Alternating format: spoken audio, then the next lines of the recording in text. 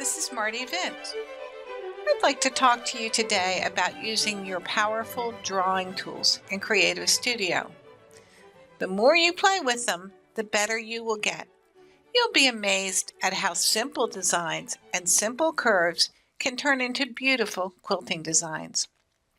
For this video, I would like to demonstrate how to draw some basic and simple cross-hatching. Let's do cross-hatching for a 6-inch block. First, let's set our grid size to 6 inches. I enter 6 in the box and click OK. I'm going to engage the G in my bottom toolbar, which means my grid point snap is turned on.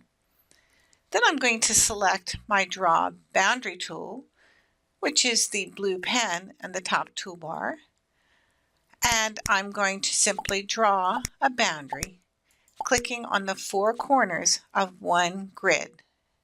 Then I right-click and I right-click on the CAD to escape the function. Now I'm going to change my grid size and I'm going to make it 1 inch. You can change your grid size to anything you want to get the density of cross-hatching that you really want. Let's just show you how to draw the first cross-hatching pattern, which is one that is designed to be trimmed. You might want to use it as a fill pattern as well. I'm going to use my point-to-point line. I have my grid point snap on, and watch how I draw this. I'm going to start at the top left corner and move to the bottom left corner. Then I'm going to move back down that line 1 intersection at a 45-degree angle. Then I'm going to move up 1 intersection at a 45-degree angle. Now I'm going to basically draw a rectangle around my first line. So watch as I click. Straight lines crossing each other.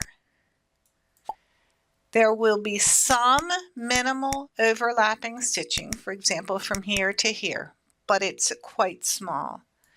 Again, I'm going back down my line at a 45-degree angle, 1 block, and I'm going up at a 45-degree angle, 1 block, and I'm again going to draw a rectangle. Watch how I click it. And a small overlap. And the last line for this simple crosshatch design is back, and again up, and then back down at a diagonal. And there I've drawn a continuous stitching line crosshatching. And let me remove it from the boundary a minute, and you'll see that it has just points on the outside that can be easily trimmed. Now let's draw a block that has a solid line on the outside.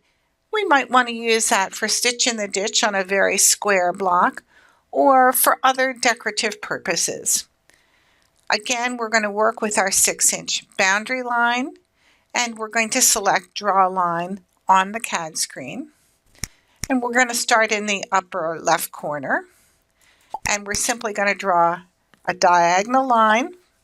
And we're using our grid point snap, so it's easy to do that. And then we're going to move over 1 block and diagonally across again so that it's parallel to the first line, then down and diagonally up, again parallel, and we will continue to proceed in that direction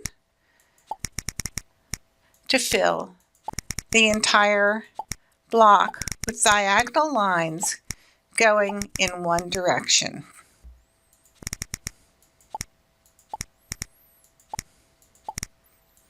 Finished.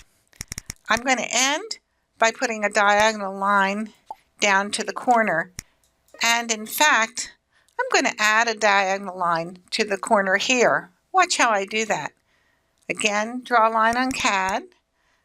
I'm going to click on the top corner and down. And now, because I put that line in after I have drawn all my other lines, I have to click on F8 to set my sew order, and I'm going to go ahead and click the very upper left corner as my first line, and then the main body, and finally the last end. And I'm going to click F8 and get again to engage that. If we click F2, you'll see the sew order works quite well. Now we're going to combine that pattern, and I'm going to rubber stamp by using this little hammer at the side. And then I'm going to flip that pattern by using the downward pointing green arrow vertically. Now notice that my pattern crosses over the first one, and you see the solid lines are going to fill, when we line them up with the first pattern, the entire side of the square. So I've lined this up, and let me move it out of the boundary line so you can see the outside. Indeed, now we have a solid line around this. This particular design will have a jump stitch. It will stitch all of the lines in one direction, and then it will stop and it will stitch all the lines in the other direction. So remember, in your tools controller definitions, to click on the box that says stop at jump stitch so that you can trim your threads and they won't get in your way while you're stitching. I'm going to select this whole pattern, and I'm going to export it to CSQ so I can use it again, and I'll call this square cross hatching with edge for 6-inch block so that it's easy for me to identify it. And notice how it now comes up on my pattern preview window.